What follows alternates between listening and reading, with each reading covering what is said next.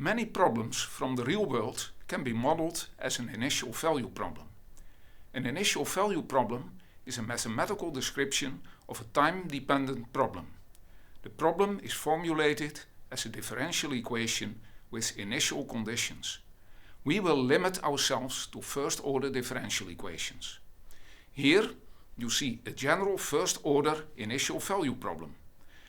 The differential equation contains a function y of t and its first derivative. The function f is an arbitrary function of time and a function y. An initial value y0 is given at time t0, so y t0 is equal to y0. In order to be able to find a solution yt for the initial value problem, a number of requirements must be met. First, the initial value problem must have a solution. Second, the solution must be unique. Third, the solution must change continuously when a parameter of the problem is slightly disturbed. If these three conditions are fulfilled, we say that the problem is well posed. To make things more concrete, we will look at an example problem. This IVP can be solved analytically, so there is no need to apply a numerical method to find an approximation of the solution. Please pause the video and spend a few minutes to find the solution of this IVP analytically. Hopefully, you found the solution shown on the slide. Pause the video again and check whether the solution fits with both the differential equation and the initial value.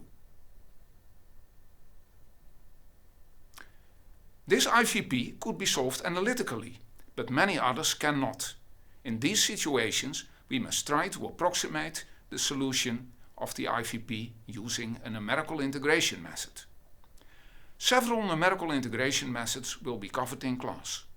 With a simple method called the forward-Euler method, or a little bit more elaborate method called the trapezoidal rule, we can find an approximation of a function yt at, for example, time instances. t0 is minus 0.2 to t5 is plus 0.3 is a time step delta t equal to 0.1. We will call these approximations w0 to w5. In the table on this slide, you find the approximated values w0 to w5 for both the forward-Euler method and the trapezoidal rule. In the rightmost column, you find the exact values found from the analytical solution rounded on 7 decimals after the decimal point.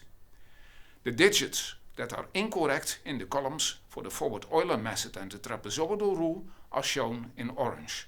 As you can see, the trapezoidal rule gives a much better approximation than the forward-Euler method. Let us now look at the direction field of the differential equation.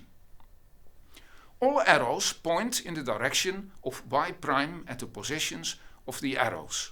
So, from an initial point, t, yt, the solution curve can be followed by following the directions of the arrows.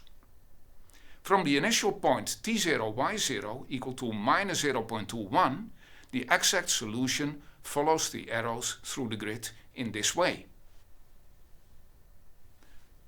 When taking time steps of delta t as 0.1, the forward-Euler method repeatedly finds a new point at the horizontal distance delta t in the direction of the arrow at the current point. Now the approximation found with forward-Euler method was added. As can be seen, the method does not approximate the exact curve very well. Given an initial value problem, a numerical integration method that is suitable for the problem needs to be found.